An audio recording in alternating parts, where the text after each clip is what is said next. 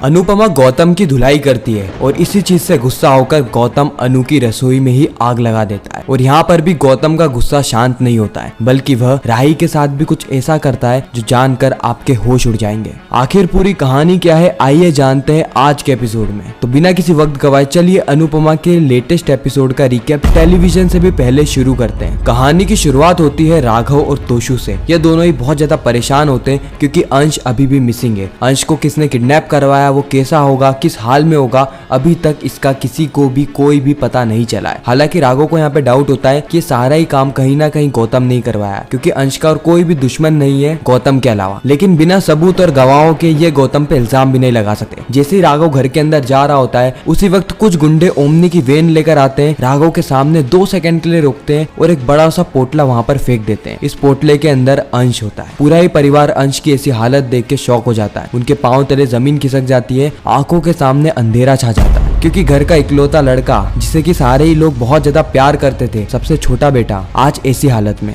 चेहरे पर, हाथ पांव, पूरे शरीर पर इतने सारे घाव देखकर अनुपमा की आंखें भर आती है। जिस बच्चे को राजकुमार की तरह पाला हो, उसकी भिखारियों जैसी हालत देखकर एक माँ पे क्या बीतेगी, बिल्कुल वही चीजें बीत रही है अनुपमा पर। और जब अंश की ऐसी हालत वाली वीडियो राही के पास पहुंचती है तो राही के भी पांव तले जमीन खिसक जाती है। राही प्रेम को कहती है कि प्रेम देखो अंश को कितना मारा है, अंश का तो कोई दुश्मन भी नहीं था, वो सभी लोगों से प्यार मोहब्बत से ही बात करता है, पता नहीं कौन अंश से क्या चाहता था। उसी वक्त राही की नजर गौतम पे पड़ती है और उसके मन में कहीं ना कहीं ये शक पैदा होता है कि अंश की अगर किसी से लड़ाई हुई है पूरी जिंदगी में तो वो है सिर्फ और सिर्फ गौतम। और गौतम एक ऐसा इंसान है जो कि अपना बदला पूरा करने के लिए कुछ भी कर सकता है। राही ये सारी चीजें प्रेम को कहती है और प्रेम भी राही का समर्थन लेते हुए कहता है कि राही मुझे भी ऐसा ही लगता है कि सारी चीजें गौतम ने करी है, लेकिन हम चाहते हुए भी उसका कुछ भी नहीं बिगाड़ सकते क्योंकि हमारे पास सबूत नहीं है। बिना सबूत के उससे लड़ेंगे तो ये बेवकूफी होगी। अब प्रार्थना का भी शक कहीं ना कहीं सीधे गौतम पे जाता है और वो खुद भी गौतम के पास जाके कहती है कि सारी करनी तुम्हारी है ना, तुम्हारे जैसा नीच इंसान मैंने आज से पहले कभी नहीं देखा। उसी वक्त गौतम कहता है कि अच्छा वो समय लग गया तुम्हें मुझे पहचानने में, मैं तुम्हें अभी भी आखिरी चेतावनी देता हूँ, मेरे से डिवोर्स की शर्तें कैंसिल कर दो, क्योंकि अगर तुम मुझसे डिवोर्स चाहोगी तो फिर एक एक करके मैं अनुपमा के घर वालों को ऐसे ही चोटिल करते रहूंगा। अभी तो सिर्फ अंश का नंबर आया है, इसके बाद आएगा तुम्हारी अनुमा का नंबर, तुमसे जो बनती हो वो कर लेना। अगले ही पल कोठारी परिवार में अनुपमा की एंट्री होती है। अनुपमा बहुत ज्यादा गुस्से में थी और सबसे पहले वो चारों ही तरफ गौतम को ढूंढने लगती है। जैसे अनुपमा को गौतम दिखता है, अनुपमा गौतम के पास जाके उसकी धुलाई करने लगती है, कभी आंख पे मुक्का तो कभी पेट पे लात। अनुपमा गौतम की चटनी बना देती है। गौतम यहाँ पे चीख चीख चिल्ला चिल्ला के कह रहा होता है कि मेरी क्या गलती है, मुझे क्यों मार रही हो, लेकिन अनुपमा रुकती नहीं है। अनुपमा गौतम की धुलाई करती रहती है। वसुंधरा कोठारी भी बीच में आती है, लेकिन अनुपमा इस बार उसे भी चुप करा देती है क्योंकि बात उसके बेटे की थी। एक्चुअली में हुआ कुछ यूं था कि अनुपमा जब अंश को सुला रही थी उसी वक्त अंश के मुंह से सिर्फ एक ही नाम निकल रहा था, वो था गौतम का। और गौतम और अंश का रिश्ता कैसा है ये हम सभी जानते हैं, इसीलिए अनुपमा का शक यकीन में बदल गया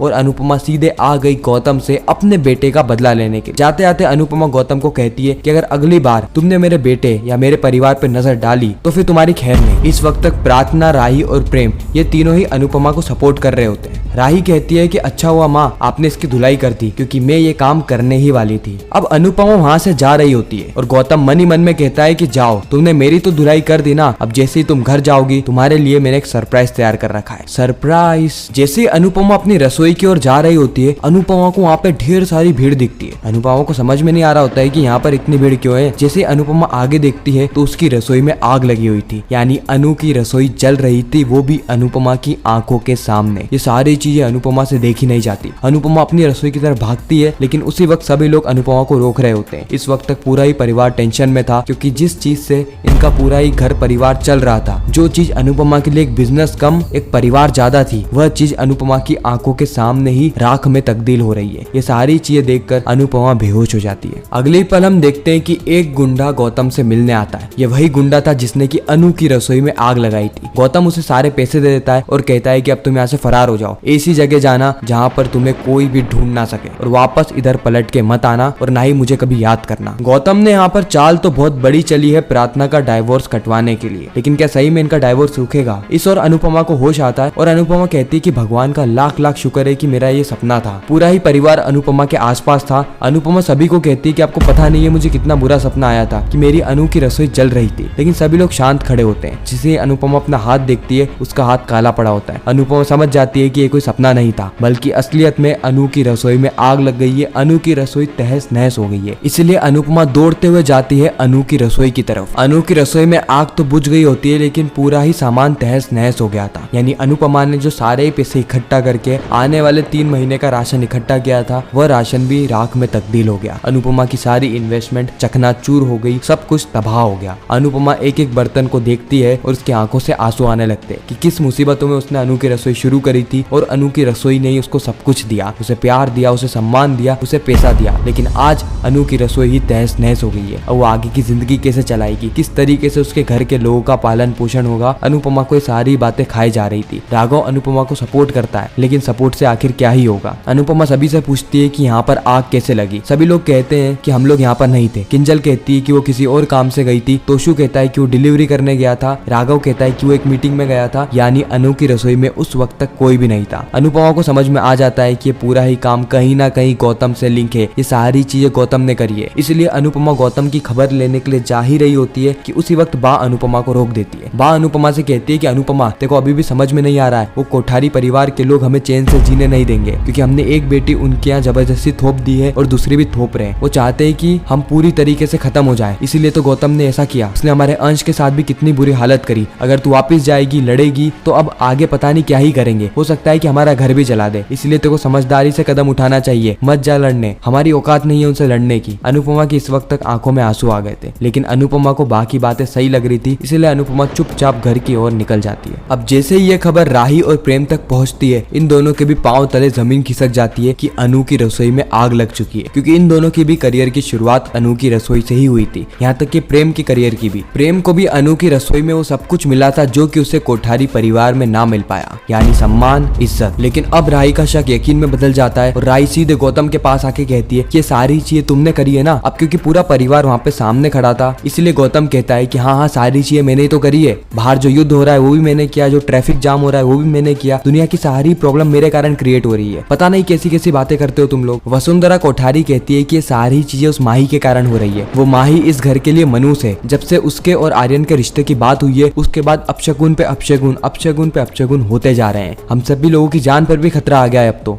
पराग, मैंने पहले ही कहा था ना, इनकी शादी कैंसिल करा देनी चाहिए। और आर्यन, तू भी मेरी बात को समझ, शादी को कैंसिल कर दे, नहीं तो तेरी जिंदगी में आगे क्या होगा ये भी भगवान ही जानेंगे। पराग प्रेम और राही को जल्द से जल्द अनुपमा के पास भेजता है और कहता है कि अगर कोई भी मदद की जरूरत पड़े तो मुझे कॉल जरूर करना, मैं वहां पर आ जाऊंगा। और इसी के साथ ही खूबसूरत एपिसोड यहीं पर ही खत्म हो जाता है, इस ट्विस्ट और सस्पेंस के साथ कि आखिर आगे क्या होगा। क्या गौतम अपने मकसद में कामयाब होगा या फिर कहानी कुछ और रहने वाली है? अब ये सारी चीजें हमें पता चलेगी अनुपमा के आने वाले एपिसोड में। बाकी आपको यह रिकैप कैसा लगा कमेंट सेक्शन में जरूर बताना। अगर आप ऐसे और रिकैप देखना चाहते हैं, वो भी अलग अलग टीवी शोज के, तो भी कमेंट करना, हम आपके लिए वैसी वीडियोस भी बना के ले आएंगे। बाकी मैं मिलता हूँ किसी नेक्स्ट इंटरेस्टिंग वीडियो में, जब तक के लिए गुड बाय।